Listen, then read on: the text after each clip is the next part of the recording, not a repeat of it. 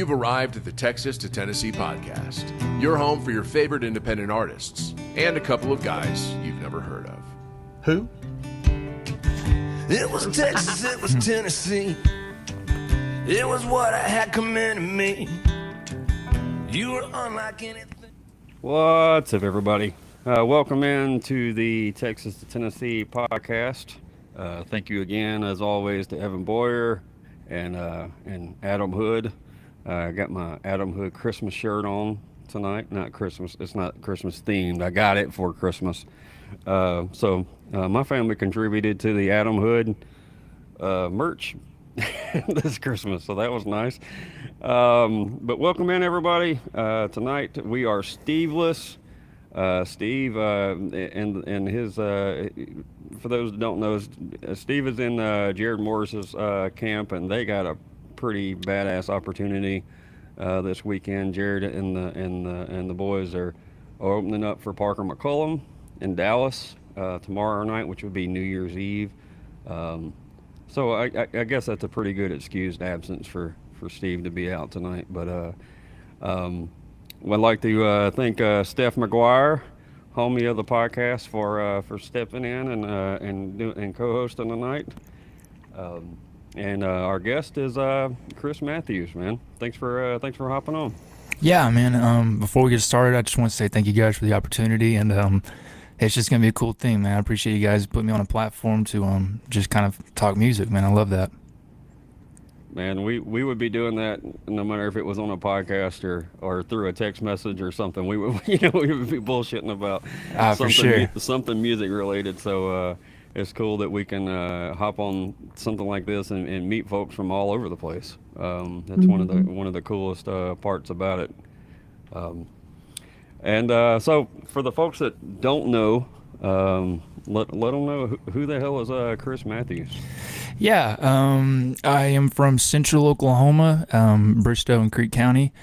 Man, probably been doing the whole guitar singer-songwriter thing for maybe 5 years now. I think it was right after COVID is when I kind of started. Man, just playing everywhere I can that pays me. It's just, yeah, man, it's just been such a fun time. And I just love where I'm from, man. I just love the scenery here. And I just don't have enough, nice things to say about it all. Well, I feel like Steph has been on, had her own version of this podcast, but I feel like we should ask, Steph, give you a little introduction for those that don't know. Who the hell is Steph McGuire? Yeah. Well, I'm Steph. I'm an artist, songwriter first, and I also am a tour manager and have a pretty good experience in the touring world at a pretty high level. So I love helping other people kind of navigate that space and bridge the gap between, reaching out to folks that they can via DM because they're a homie, and getting up to the bigger scales and kind of breaking some of those walls down. And yeah, my genre of favorite is Americana. So we are here together. Cool. I like that. Yeah, but that's one of the things that I think that stood out with Steph when we first started talking is, you're in Oklahoma, so half the stuff that you play is pretty, as far as the red dirt stuff, Texas stuff, Oklahoma stuff, it's all common to play, even in cover gigs out there. Oh, yeah. But in Nashville, that's not really what you think of to play on Broadway. And Steph was basically like, I play that shit too. I play that shit too. Right. Exactly, yeah. If I'm going to be out here, I'm going to play what I want. Damn straight. Yeah, so that was one of the things I was like, hell yeah, I like that. Because, I'm sure it can be tough to, sometimes you got, in those gigs, they want you to play the same songs all the time and whatever. So to force some Sturgill or whatever, or Turnpike or whatever the case would be, it sounds obvious in Oklahoma, but it in certain places it's not near as obvious. So no, it's nice. It's my civil duty. Well, one thing about as far as my neck of the woods, whenever I do this something similar like that, it's kind of, you start to realize who your crowd is, as far as if there's 20 people in the room and two of them know who Sturgill is, like, okay, now it's game on. We can play what we want to, for sure. That's right. All right. Well, in honor of Steve, I'm going to ask the pie question. All right, and it's a musical pie, and it is made up of 4 sections. It is songwriting, performance, studio, and then the business and the socials and everything else. Which one of those pieces is home for you? Oh, songwriting. Songwriting. Mm-hmm. Did you know that from the beginning?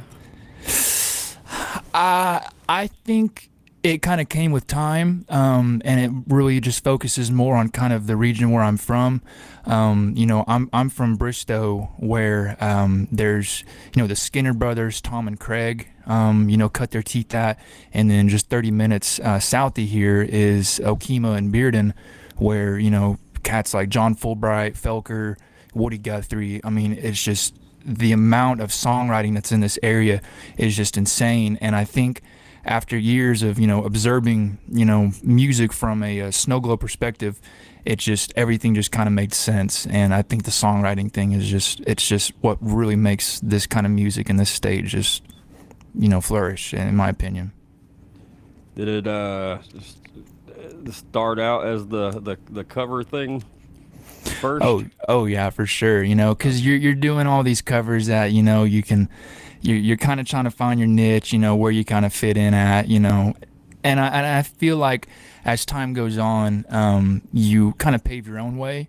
But to really get started, you kind of got to figure out, okay, this is kind of what I'm grooving with more. Originally, I'm a drummer, so my buddy Jack White. Jack Waters, excuse me, he had a joke that, because he played drums as well, and he said, I'm not a singer, I'm just a drummer that likes to sing. So I got my first kit at like 8 years old. I played till I was like 19, and then I transitioned to guitar, and that's when the songwriting thing was it's all I wanted to do. Steph, you can take the next one if you want to, but is that a cowbell that I see kind of sticking its head out in the back there? Is that a cowbell? Back off in here? Yeah. Man, it probably is, man. There's no telling what's happening up in here. Okay. I thought that was I was noticing there might be a cowbell and like a hi-hat stand or cymbal or something over there. Oh yeah, man. I got the whole trap kit over there. I got you. All right, Steph, you got one?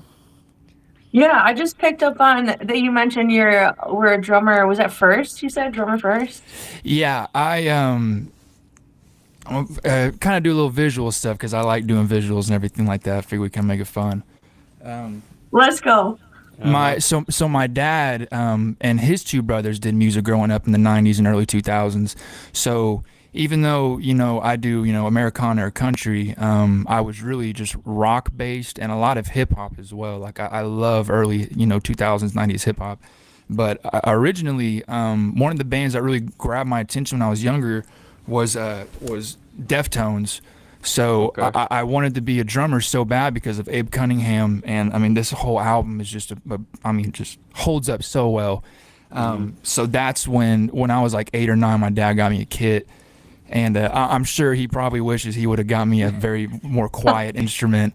But no, I played that till I was about 19. I was in jazz band in high school. I played trap kit. A couple small offers to go play jazz in college, but I knew that, college really wasn't for me. But yeah, that's what I started doing was the kit. Yeah, that's interesting. I know there's a couple other artists in the Americana world that have that. And I'm always so curious, like Jake Stringer, he's a drummer, and Rich Henderson. Yeah. Yeah, Rich. Mm-hmm. Yeah, but it's like, do you think that helps you with songwriting, or is it kind of hinder you, or somewhere in between? Just gives you a new perspective on your writing? I think if it ties into helping me is definitely on stage whenever I'm performing, because I like to do a lot of harmonica stuff in my sets. So while I'm playing, singing, and the harmonica, just keeping that mental tempo in my head. It's just, and sometimes, I'll have a kick drum and like a little tambourine pedal as well that, kind of some Shaky Graves type stuff that he does. Right. And just that tempo, it's just, second nature at this point. I'm pretty sure I'm correct about this, but I heard on one of the satellite radio stations the other day that Deftones was rated the number one band to get it on with. Oh, I don't doubt it, man. Those dudes. I was like, well, that's not I wonder if, I mean, that's probably like something they would actually want on a plaque, right? An award to win. Let me write this. Yeah, write this down. Somebody might want to fact check that, but I'm pretty sure that's what it was. I finally caught them in concert about 3 years ago. Is the Sick New World Festival in Vegas, and they had like 200 bands there, something crazy. But I finally, after all these years, got to go see their set, and man, that energy that Chino and all them brought was just, oh man, it was just incredible. I always think that's really, it's interesting to me anyway that a lot of people start off with like a different style of music when they're younger, and then when the music they end up releasing on their own is just a complete 180. Yeah, that's an odd thing, because I wouldn't have even doing this podcast with this type of artist that we usually have on. I wouldn't have guessed that when I was 16. Listening. No. To, Seether and Godsmack and whatever else. I wouldn't have thought that. So. Yeah, that's right. And I'm just a corner stage barroom musician, but I started off on drums too. Scared to stand up in front of people and sing because I didn't think anybody would want to listen. Right. So I can relate to parts of that. I'm not saying I was that good at it. I was a decent pocket drummer. There we go. But I also learned that if you have the drums and you have the PA and you book gigs, and then you can usually have a band. Oh yeah, no doubt. Oh yeah, job security for sure. No matter how good you are. All right. So as far as when you first started songwriting,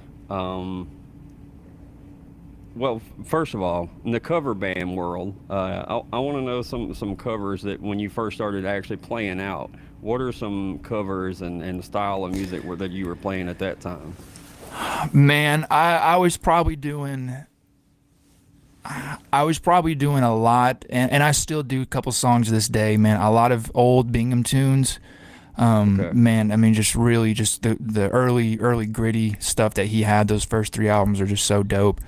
Some Culture in there, I'm sure. Turnpike. I mean, you got to do some Turnpike. After you had switched to guitar and yeah, all of that. Were you in bands as a drummer before? Like, were you actually gigging?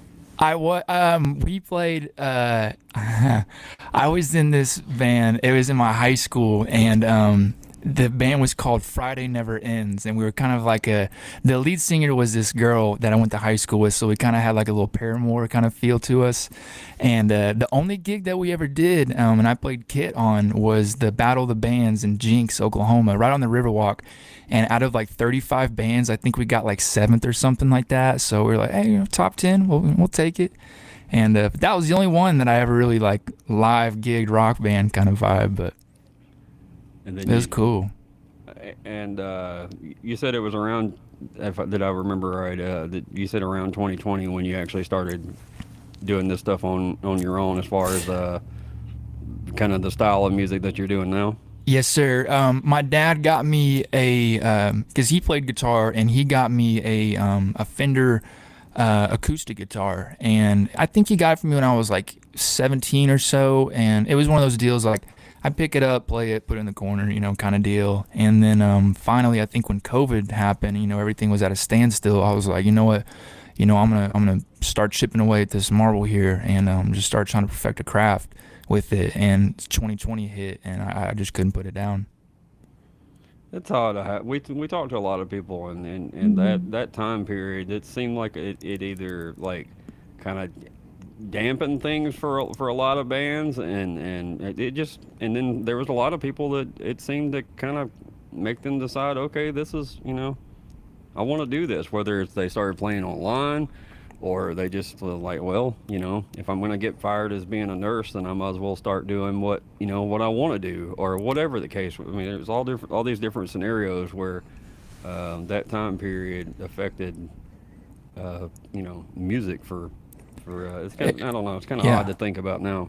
No, exactly. I try to look at everything, glass half full. And to me, I try to look at opportunities in every situation I'm in throughout the day. And during that time, it was, well, if I can't go out, if I can't do these open mics, if I can't gig, it's an opportunity for me to, just sit at home and just practice. What about on the songwriting wise? Had you already played some of your songs out? Had you already tested those waters? Not really. We did do a little open mic here in Bristow at Venue 66, so shout out them. They were one of the first places that ever let me, hey, you got a guitar, come belt some strings out, come do what you do. And I played a handful, I think, and I think even my physician from when I was little, he played like a little drum, like a little 3-piece little hi-hat, snare, and kit for me, and that was the first time that I ever did. And man, I think that was, as soon as that happened, I was like, yeah, this is what I'm gonna do.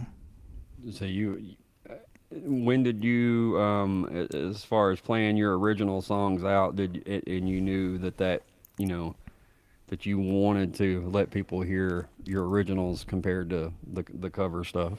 Was it those open mics? Yeah, I think so. And even to this day, I'm blessed to be in the position that I'm in, but I still strive to go to open mics, just connections, meeting people, trying new songs out, just kind of seeing what works, what doesn't, stuff like that. But yeah, that first hit of those open mics, man, I was like, yeah, this is it. You got another question there, Steph? Yeah, there's magic in those open mics, man. I swear Together there with is. some folks. For sure. Are there any in your area that you want to shout out? Because I feel like those venues that just create like a open space for musicians to get together are like the creation of pretty much what we're all take from there and keep it going. They're Yeah. kind of the starter out of all of us. So Absolutely. are there any that stand out as good ones, or some back home you want to shout out? I'll shout out Fulkerson Jam and Drumright, the Gene Collier Fulkerson Jam. So before COVID happened in Cushing, Oklahoma, was the Rip Riley, and all it was you just go to his house, and musicians would pull up with their guitars and stuff like that, their notepads, and just jam out. I didn't get to go to those because I wasn't in that scene at that time. But it would be cats, Felker, John Fulbright, John Moreland, Parker Millsap. Some heavy hitters would go out to his house. And then when COVID happened, they stopped doing it. And a couple years later, I think about 3-4 years ago maybe, was the Gene Collier Fulkerson Jam and Drumright. And it's literally in this little shotgun building in Drumright. And it's just as many musicians as this place can hold, and I've been going to it for off and on about the past year and a half or so.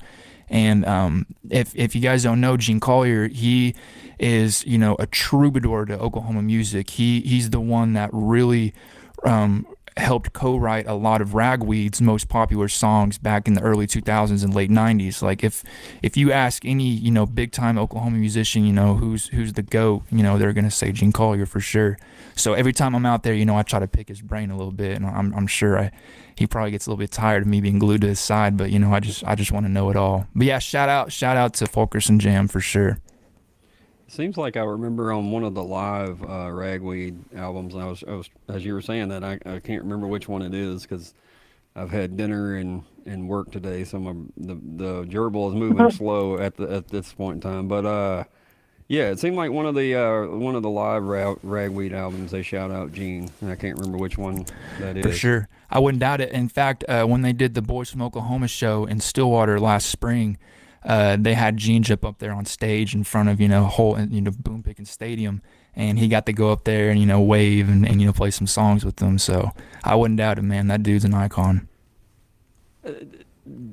Growing up, did you realize the kind of talent that had been past and present that had been around your area, or is that something as you've gotten older you've come to appreciate more? Or? Oh, for sure. When I got older, because like I said, I was so submersed in a bunch of rock and '90s rap that I wasn't focusing on what was going on here. I really didn't listen to a lot of country and stuff. Oklahoma based. So I was missing out. On all the ragweed, stuff like that.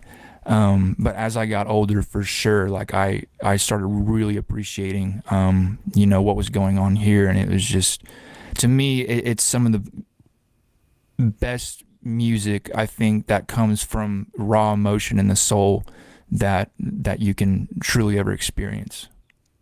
Do you remember what band, song, whatever, kind of led you? I'm similar in some of those ways, as far as guys like Jerry Jeff Walker was as an example. Like, when I was younger, I didn't really necessarily get it or appreciate it, but as I got older, I started going backwards, and then Jerry Jeff led me to Guy Clark and to whatever. Do you remember if there was any certain person that kind of like grabbed your attention and made you start going down that road? Absolutely. There's two of them for sure. One of them was when I very first started doing the singer-songwriter stuff, is when I came across Chris Knight. And oh man, it's just, in my opinion, he's your favorite artist. He's the dude. And so the first song I ever heard from him was Jealous Kind, and just the imagery that he would put in your head, the sad lyrics, but with the major happy chords. I was just like, man, that's just, to me, if I could translate it, it would be, I'm a huge Outkast fan, and so they would do a lot of that stuff, a lot of more happy melodies. But I mean, even Andre, 3 Stack said in Hey Ya, he said, y'all don't really care, you just want to dance. And then during a little break, because the song's a super depressing song, and then it's just high strung, whatever. But to hear Chris Knight do that, in his own way, just blew me out of the water. And then I think the second group was, I had a family member give me a stack of old vinyls, and I think a junior in high school maybe, and I was kind of thumbing through them and stuff like that, and I remember this one was just a super dope cover, and I was like, man, we'll throw this one on, and spun it, and it was the flutes, the sax in it, the melodies, the strumming patterns, the hammer on, hammer offs blew me away, and it was Marshall Tucker. And to this day, man, I if there's a Mount Rushmore of country artists, man, Marshall Tucker, those cats got to be on there. Yeah, I don't know. I kind of feel like sometimes because of playing the redneck bars, you've heard "Can't You See" so many times. I love it, man. But I think I kind of I think I overlook them to a point. But then then when I actually do hear something that's new to me or whatever, I start falling down that rabbit hole. Because it's like Lynyrd Skynyrd. If the only Lynyrd Skynyrd song you knew was "Sweet Home Alabama," you'd be like, "Oh God, these guys." Exactly. But if you know when you know the rest of the story, it changes everything. Once you flip to that B side, and you hear those tracks that aren't so popular, the ones that barely made the final cut. Like one of them, "The Last of the Singing Cowboy," man, that's one of my favorite Marshall tunes, and it's just, cool. Man, those cats are just. They actually, so Bristow, my school's like a 3A size. There's maybe 4,000 people here, but we have, the Freeland Center, a performing arts center, and about 4 years ago, they came to Bristow and played a show, and these old dudes didn't even have a set list. They kind of just looked at each other like, hey, you guys want to play? And it was incredible, man. That whole place was packed out. Been there, done that, right? Yeah. And Steph, I didn't mean to cut you off or after that open mic question either. But, well, I was curious, like you said, so Marshall Tucker, and I completely agree, underrated. What are some other, like, especially if you have any in your hip hop world, like, what are some underrated, either influential artists or like artists that you're seeing now that are underrated? Thank you. Yep, I was waiting on this. Man, the first. You got a show and tell for this one too. I am. Look at this. Man, I love this. The first. Before I show you this one, I'll show you. This man is prepared. This was It's a type A man right there. The Aquemini album, Outcast, man, they had, Return of the G, Rosa Parks, Liberation with CeeLo Green. This is when Outkast was doing so many different things that a lot of hip-hop groups really weren't doing at that time, and they really didn't know how to, take this group.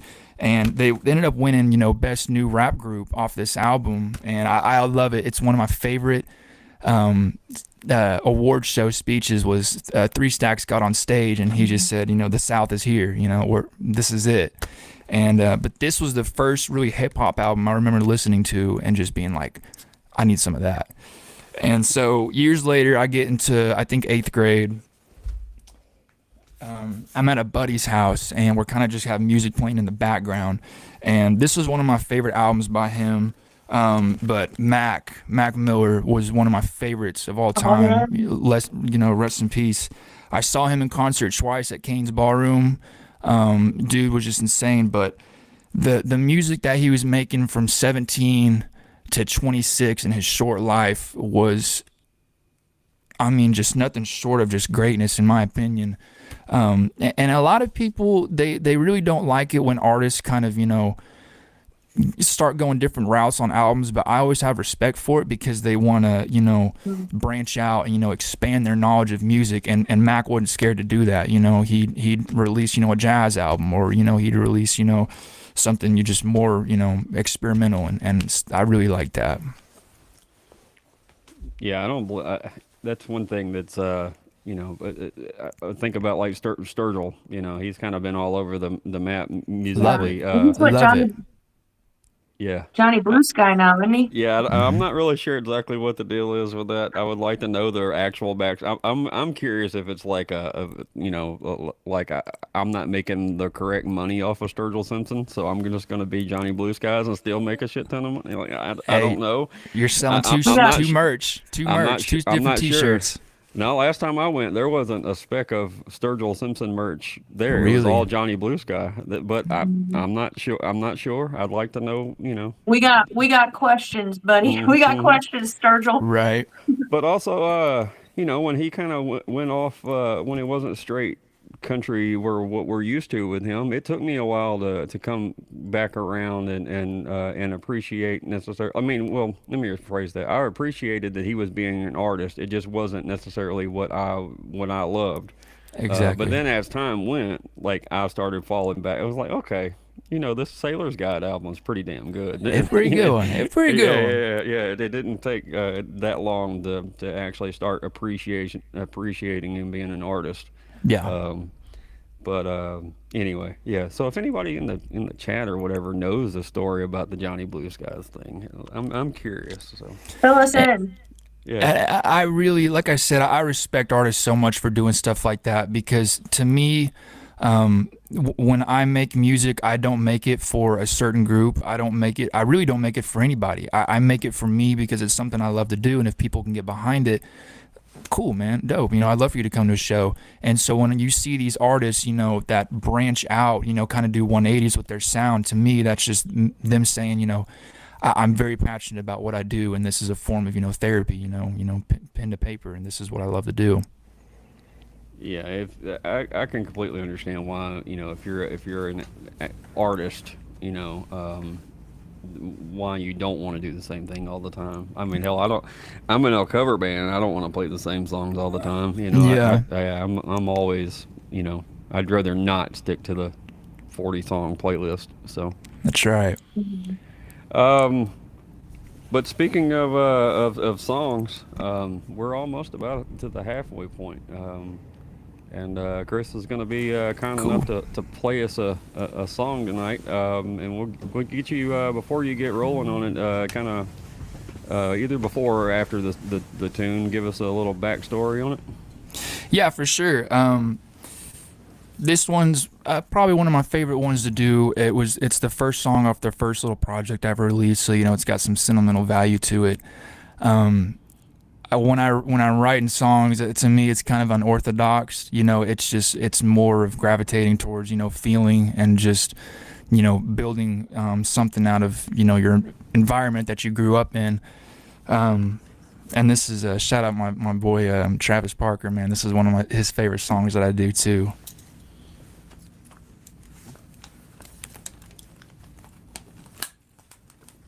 I think it's the first harmonica player, anything that. I mean, we haven't had the chance to have too many people play live, just because not everybody has a microphone set up. So, Right. I'm pretty sure first harmonica feature. We'll make it fun, man. All right, sounds but good. yeah, this is a little tune off our first little project, a little song called Lobos. So, and originally in the song on the album, my buddy Connor plays some slide, but with the harmonica, I think it's really cool. But yeah, man, this is a good one.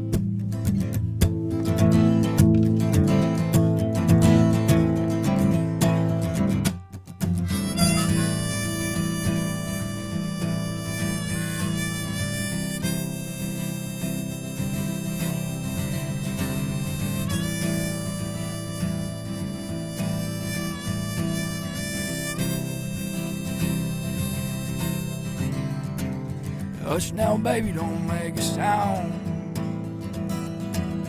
I'm hearing Lobos all around. Curse the luck, what name or fear. By the end of the night, I won't be here. By the end of the night, I won't be.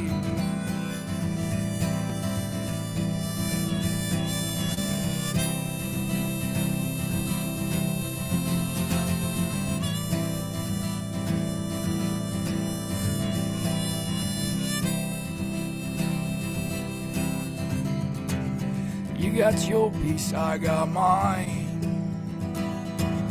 Head to the woods with a bottle of shine. I hear the hounds, they're coming soon. Make our way to the woodland moon. I'll make my way to the woodland. Why you Lobos now?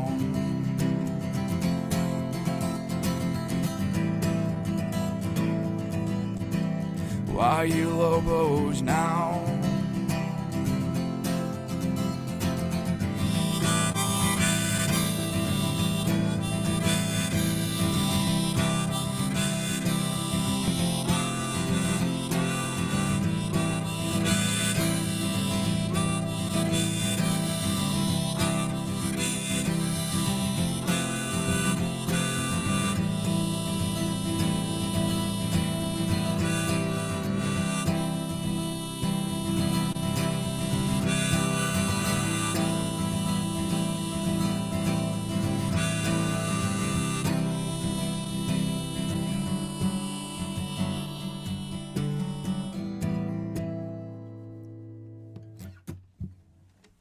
Yes, Yeah, sir. we'll kick off our little album we got. Thank you. Yeah. Nice. Very nice.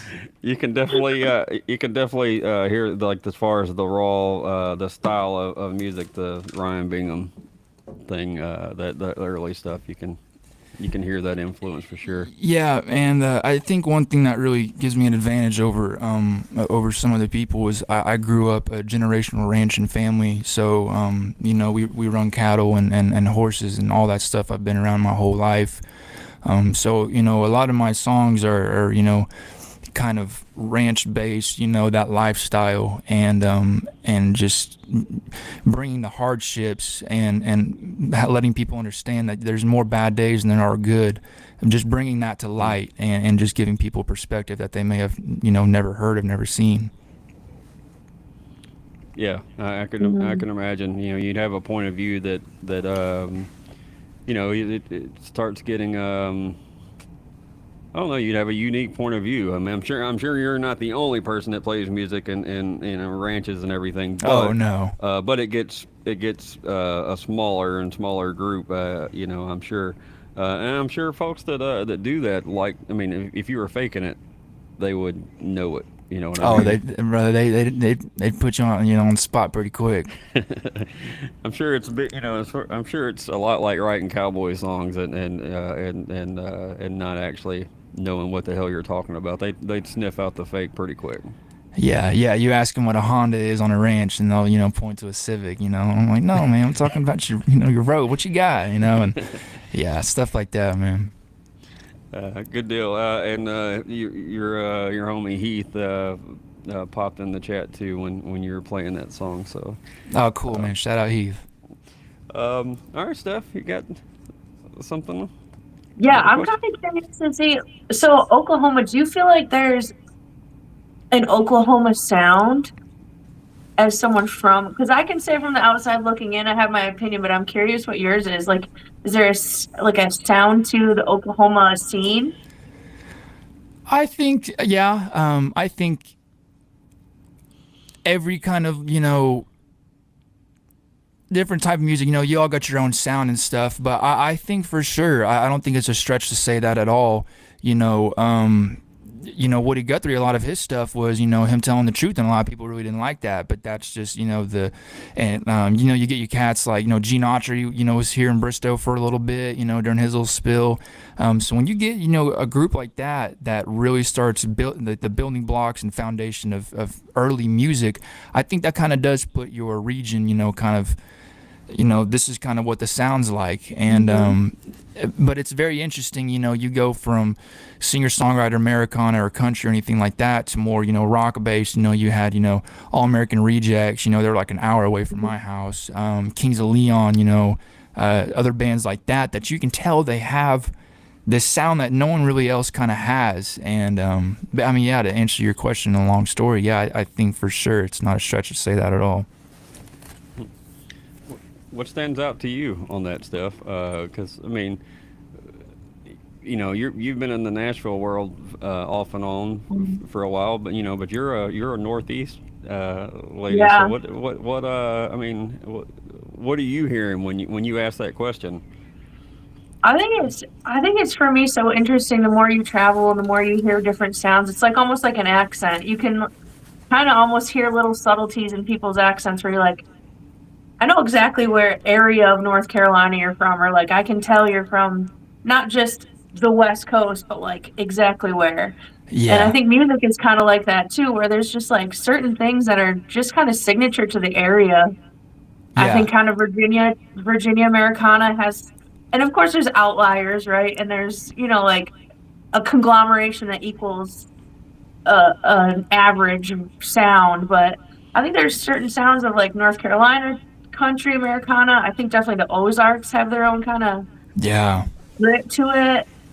Texas, we all know, has kind of their own kind of signature sound, I guess. Not to say that every artist from Texas sounds like that, but I think Oklahoma, I think the biggest standout names are like what's taking the mainstream is like the Zach Bryans and stuff, but there's something to that sound that's a little deeper that I think I've got a couple kind of signature things that are they just sound like Oklahoma. Like a lot of it, and I got a tune coming out, on this new little record that we're doing.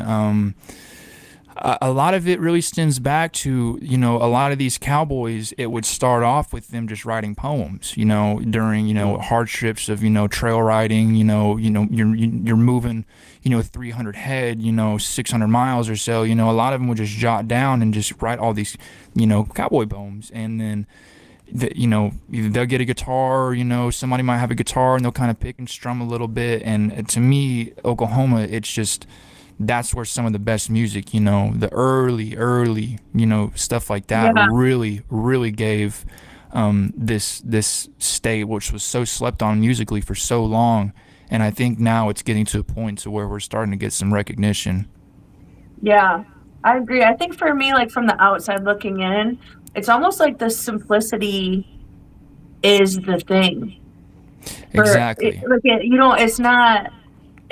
the lyrics and the story is kind of the forefront, and then it's supported gently by really great musicians and like really, but kind of streamlined, like not doing too much. Yeah, and I think the reason it works so well is because you can't replicate emotion. You can try all you want to replicate that sound, but if you're not in the position to where like I don't know what it's like to sell CDs out of the back of my car, some place I just played at that's got chicken wire, I don't know where my next meal's coming from, if you can't understand that, then, that to me, that's just why the music works so well, is because it's simplicity for sure, but it's just when you captivate that emotion, I mean, it's just beautiful.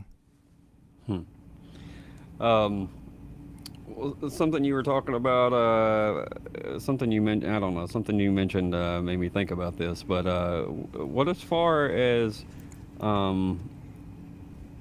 if you weren't doing the music thing, what are some other creative things that you would be doing, or even as making a living? What would be the things that, what would you be doing? I guess I think the reason what made me want to ask that is you were talking about the hardships and the ranching and things like that. That's a different pockets of the world have their I don't want to say, I guess a lot of times it's their occupations. If you're in coal mine country, sometimes you're stuck doing things you don't necessarily want to do. For sure. Man, if I didn't do this, I think it might just be a basic answer. I don't know, but I think I'd want to be like a teacher or something. I'd want to. I think knowledge and guidance are just something that it's sad to say, but it's overlooked, I think, in today's age. And I think just teaching. I think that would be kind of cool. It's definitely overlooked and overlooked by pay scale and everything else. Oh man, I know it. I know plenty of people that are teachers that deserve, including the guy that plays guitar and sings in our little bar band. He's a high school history teacher, and it's kind of cool to see. High school. It's not too many years after they graduate when he could actually see them at a bar. You know what I mean? So it's kind of funny for them to come up to him and like, "You were my favorite teacher," and I'm, but again, I think he deserves a hell of a lot more money than he makes because you can literally tell, I can tell firsthand that he has a big influence on these people. So for sure, man. Funny story, really quick. This was a couple years ago, and I'll leave names out of this, but he was my math teacher in high school, and I loved him, man. He really cared about teaching, but I was probably 3 years deep into what I'm doing now, and he ended up coming out to a show in Tulsa that I was doing, a little acoustic set, and he ended up buying me like a shot. We took a drink and stuff like that, and he was just I always remember that, man. That was always cool. I could imagine. It's always nice when some of my favorite teachers in school anyway were people that seem like people, when they treated you like a person, and you could, BS with them about whatever a 17-year-old can BS about, but, still. Yeah. Did you play music in school, Chris? Or did you take any instrument stuff when you were before? I know you mentioned you really got into it during COVID, but. Yeah, I played trap kit. I played, drums and jazz band. So that's basically what I was kind of doing at the time. Was just from eighth grade really to senior years when I was just playing trap kit, and there's just a lot of that, a lot of drumming. I got you. So you the people that you were in high school with didn't necessarily know that you were wanting to, or you probably didn't know that this is kind of what you wanted to do. I knew, oh shoot, probably 5th or 6th grade. I was like, something music is what I want to do. It's just, to me, it just makes so much sense. The universe flew through me so much easier whenever I knew music was what I was wanting to do. And, but I think it kind of shocked a lot of people whenever I was really starting to kind of do it. Everyone was kind of curious when I first started off, and then now I think they're like, okay, yeah, I can't imagine him doing something different. I understand. I understand. My stuff with, people that knew me in school, and then when they actually saw me playing music out or whatever, they're like, I never would have thought you would be doing such a thing. Exactly. Yeah. You didn't talk to anybody in school, and now you have a podcast. Yeah. Exactly. It's funny how it works, man. It comes full circle. Well, don't worry, I'm still awkward. I just give less of a I give less of a shit about being awkward now. That's right. I embrace the awkwardness. But man, we're gonna kind of hop into some rapid fire questions in a minute. But Cool. you mentioned new music. You want to kind of talk about that a little bit more? Yeah, absolutely. We cut all the demos here at my house. I got a little recording set up, so we got all the demos tracked. I sent them over to my buddy Cade Roberts. He was a music producer at the Church Studios. Shout out to Church Studios for a little bit, and now he's got his own thing going on at his crib. So he's gonna, take the reins on this album and give it a sound that I think it really, really deserves. We're going to be a little experimental in this kind of sound, but I think the payoff is really going to be something incredible. And it'll be a little 10-track, 11-track, little LP. But I think, get ready because it's coming. And I think people are really going to like it. So you're shooting for somewhere around mid 2026, somewhere in that area. Mid 2026 is what we really like to do, and of course, I could say that all day till I'm blue in the face. A lot of musicians say that, but that's kind of what we're working for sure. I understand. You gotta shoot for something. Yeah, that's right.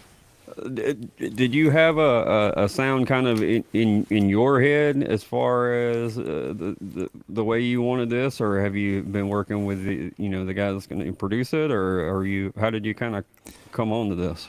A lot of just experimenting. I had my buddy Connor come over and just hey, what do you think about this? Think about that. Gotcha. To me, I'm not really trying to fight.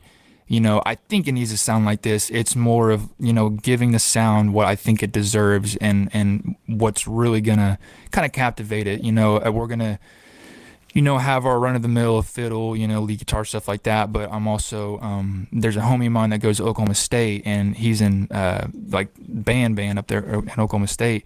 And so he's going to come in, play some cello, heavy strings, it's going to be a really cool thing. I'm pretty sure I saw it. I think it was on your TikTok, I believe. You had some dates with Dylan Moss. Yeah. Right?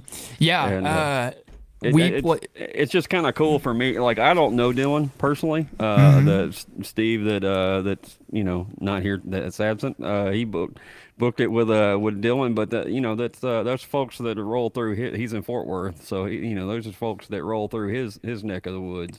And, yeah. But to have Dylan on, 6 months ago or whatever, and then then I kind of scroll through your socials or whatever, and I see you mention him, and it's cool to see the name start to link up like that. Yeah, man, it all comes back full circle, and shout out Dylan for sure, man. He's a good homie of mine.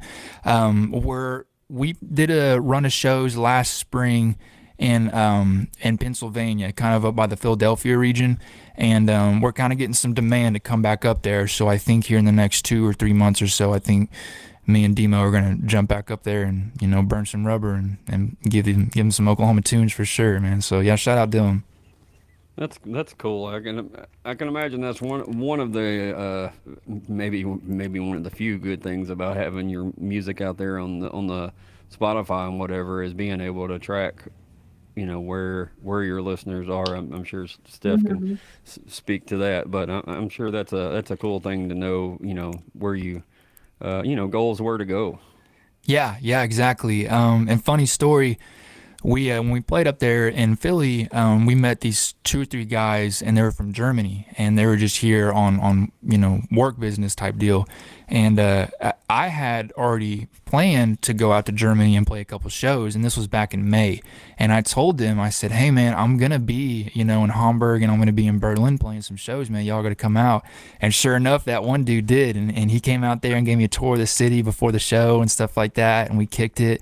And but when I look at my where my music's getting streamed, man, there's quite a few out there in Germany, man. So shout out Germany for sure. Very cool. Can you speak on that a little bit, Steph, as far as what that, I mean, people that listen to the pod might, I mean, artists and folks in the business, they do, but, just regular folks that might be picking this up. Why, I mean, what are those numbers and those stats that mean to folks, whether it be the artist or someone in the the business, the tour manager side of it. I can't speak on it because I don't know anything about it. But is that something that you look at? Oh yeah, for sure. I think it's like a conglomeration of everything, right? You can't just look at one. There's so many ways. You're kind of putting yourself out there, so you kind of got to add it all together to make decisions with. But yeah, analytics in general, it's always a catch-22. Any conversation about streaming or social media is, there's good and bad to it, and For sure. it's not a perfect system, but those analytics are super helpful just from the management end, from like you said, just planning a tour. You can take a quick glance as an artist without 5 steps or record labels in between that information and you, and have direct information of where your stuff is streaming. Is that always helpful? Yeah. Right.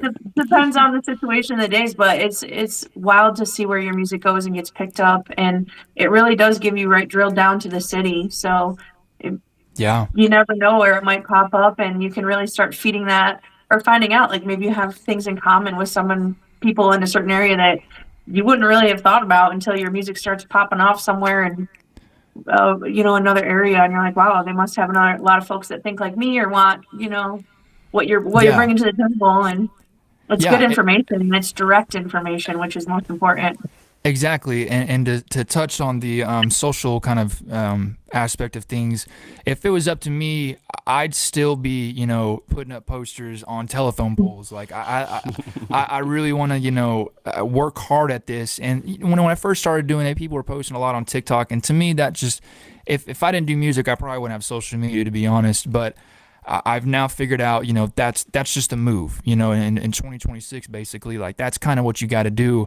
And so I changed my perspective on it. And earlier this year, I had a fella message me, and he's a good friend to me at this point, and I'll leave names out, but he messaged me and he said, hey man, I actually heard one of your songs. He was on Jared Moore's Spotify radio, and one of my songs came on there, and he said, I've been in a really dark place lately, and that song, man, it really helped me out.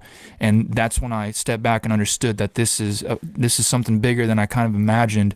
Who am I to kind of hold what I do back from people if it's helping people? So now I've kind of changed, pivoted a little bit to where I'm trying to post more, because you don't know whose ears you're gonna reach out to and help.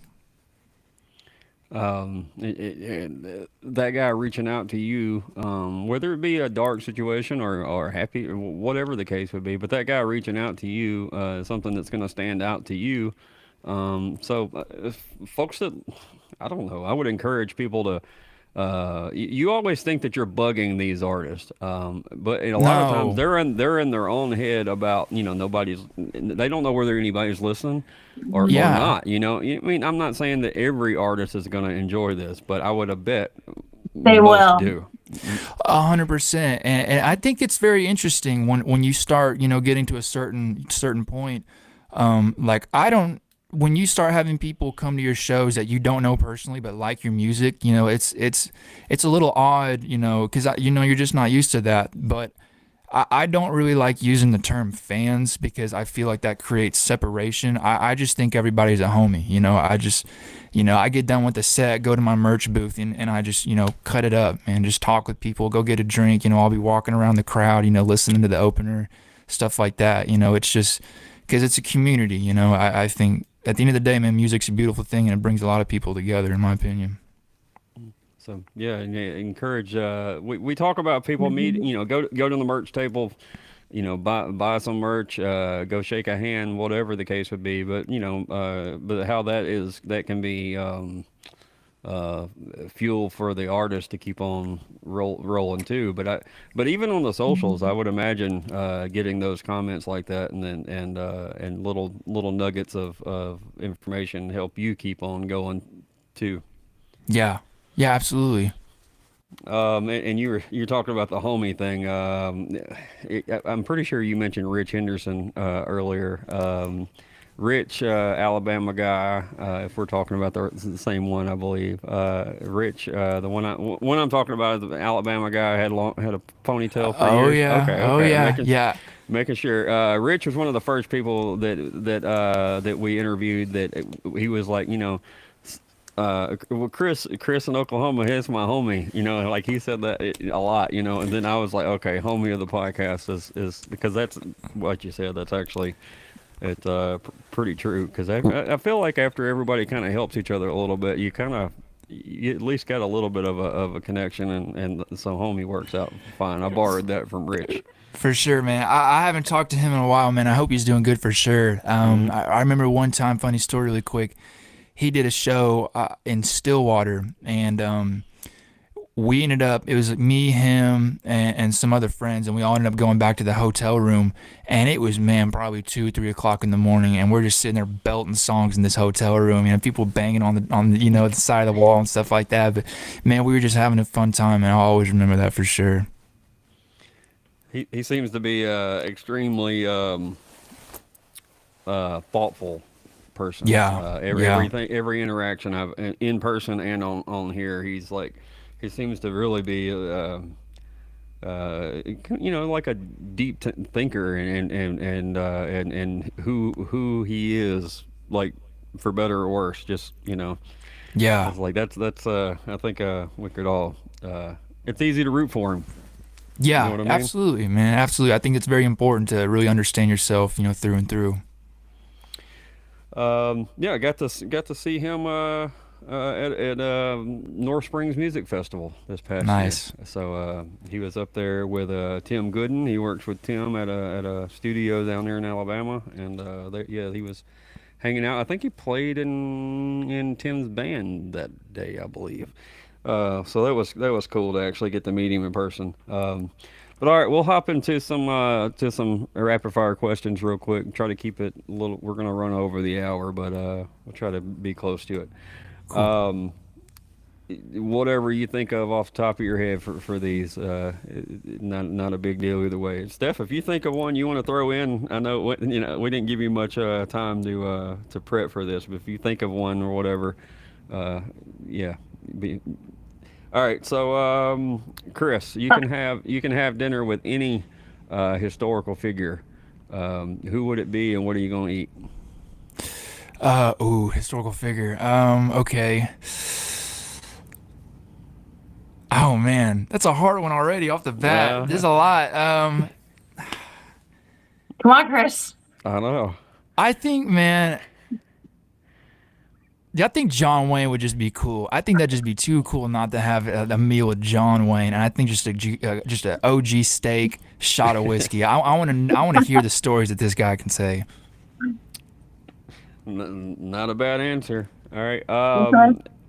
First concert that you went to, period, and then first concert that you paid to go. First concert I ever went to, I was 6th grade, and my dad took me and a friend, and it was I was a really big fan of them at the time. The only reason I knew them was because I knew the drummer, or the lead singer was a drummer for another band back in the day. But my dad took me to go see Foo Fighters, and they played at the BOK Center in Tulsa, and Motorhead got to open up for him. So I got to see Lemmy before he died, and I got to see Taylor Hawkins before he passed. So that was the first one I ever went to, and the first one I remember paying to go see, I think was my senior year of high school or right after, and it was William Clark Green at the Cain's Ballroom, and that dude's just incredible. I've never got to see Will live. And that would just be a good incredible, one. man. I don't think people really talk about him enough, to be honest. I truly don't. I think I could be wrong because I am quite a bit, but I think he's coming to town with Treaty Oak. Oh yeah, man, that would be. I think he's. Yeah, yep. So my daughter would want to go because of Treaty Oak, and then I'd want to go because of Will. For sure, man. Ringlead Road, man. That's such a good banger album, man. Yeah, Shout out Will Green. We had Ross Cooper on, which is one of the co-writers of the song Ringling Road. Yeah. which was cool to hear that story. If y'all want to go check that out. Yeah, I saw Foo Fighters at one point in time with Gary Clark Jr. Here in town. That was a cool combination before Taylor had passed also. So. Yeah. What about you, Steph? What was do you remember what your first concert was? I think it was 98 Degrees. And yeah. It is what it is. You know? That's the whole point of asking that question, honestly. It wasn't even NSYNC. It was 98 Degrees. That's crazy. You know? Do you remember what the first one you paid for was? I don't remember the first one I paid for. I'm not I sure. asked that question. I'm not sure if I can answer that one. The first one I paid for, I don't know if I could actually answer that or not. My first concert ever was Sawyer Brown at a county fair in like mid '80s. Yeah. And I don't remember as far as when I actually paid for. It would have been. It actually could have been Dierks Bentley and Ragweed. Honestly, that could have been one of the very first ones that it was either them or Vince Gill. Yeah. One of the two. Anyway, I'm not the one supposed to be answering the questions though. When I say sad song, what's the first song that pops into your mind? In my mind, sad song. The acoustic version of Plush, STP. Okay. That's such an incredible song, man. STP is one of my favorite bands of all time, and I think Scott Weiland's such an underrated vocalist. Just the acoustic version. If you ever look at the acoustic version of Plush, man, the emotion that him and Robert DeLo hold in that song is just incredible, man.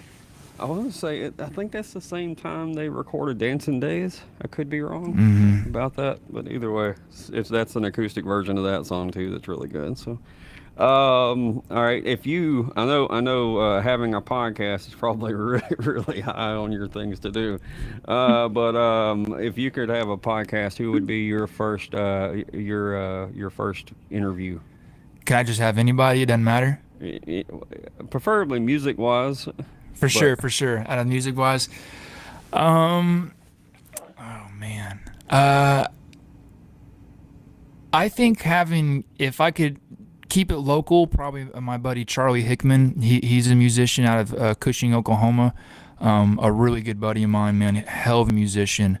But man, we've been through thick and thin for sure. And either him, but if I could go big stage, I think Coulter Wall would be a really, really interesting guy to have on. Yeah, completely. I know he doesn't do a lot, but he'd be on mine. Well, I mean, you'd have a lot to talk about as far as the ranching side of everything and all of that, because he definitely seems authentic. By the way, look at that. Oh, I saw that, man. Hell yeah. I got it for Christmas. So yeah, pretty cool. That dude is just, I don't know how that just comes out of him, man, but young too. The first time I heard him, he opened up for Jinx in Memphis. It was Jinx. It was Coulter, then Ward Davis, and then Jinx. And like as soon as he opened his mouth, you're like, I think he was 22, something like that at the time. I saw him right before COVID, really quick, in 2019 at Kane's Ballroom. And the only reason I knew about him is because a friend of mine knew who he was. And they were like, hey, you got to go check this kid out. And I say kid because he was like 22 maybe at the time, if that. And just little old Coulter Wall. I remember it was May, so tornadoes were going off like crazy in Tulsa. And little old Coulter just gets up there with this little kick drum guitar. And he's just like, my name's Coulter. I'm from Saskatchewan, Canada. And here's what I got to say. And as soon as he started playing, we were like, that's insane.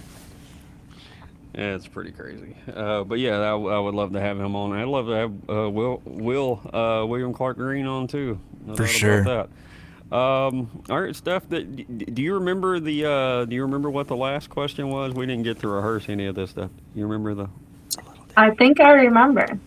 Okay. You want to be the honorary? All right. Correct me if I'm wrong here, though. Don't let us go off the bridge together. All right. All right. So if you could have, was it any hostess? Well, I can't text it to you. Your You're on your phone. favorite? Little Debbie. Little Debbie. Oh, what? I don't remember it. That's all right. You know, I had so much confidence. We didn't get to practice any of this stuff, and I don't think little Debbie's are extremely popular up in the Northeast, but she was in the South for a while. Chris, it was a joke on episode 1, and now it is a requirement that we ask this. So, what is your favorite Little Debbie snack? If they make them, I think they do. But if they make them, it's the zebra cakes. Yeah. I'll put a box away in a second, man. Those things are so good. If I'm on the road, I try to eat healthy. I really do. Like I meal prep a lot of stuff, but when I'm on the road, I'm going to Walmart and I'm getting like 2 boxes for sure. I'll put them away. I mean, Little Debbie. Solid choice. We're still open for a sponsorship, so I like that. That's a good question. Right. I was trying to think of the most Dollar General trailer park question I could think of, and that was one of them. So, that's where that. When I say it started as a joke on episode 1, it's 100% because it was me and my buddies doing the very first episode. So of course, half the questions were not like legit or informative or whatever. It was a bunch of bullshit for 2 hours. So yeah. But all right, man. If you don't follow Chris on all of his socials, please make sure you do. Wherever you listen to your music, hit that follow button. We talk about how all those stats and everything, whether they can be aggravating to everybody, but also when it comes to booking, again, Steph can attest, when it comes to trying to get certain people's attention, those stats mean a lot. So hit the follow button. And interact on his posts like or any independent guys. Interact on their post. Don't be afraid to reach out like we talked about earlier. And make sure you follow Steph McGuire on all of her socials and TikToks and whatnot as well. We're gonna, I believe Steph's gonna try to do some of these interview thingies by herself at some point in time too. So stay tuned for that. That'll be like we said earlier. It'll be a different point of view than me or Steve could have for a bunch of different reasons. So I'm looking forward to that. Yeah, Chris, thanks for coming on, man.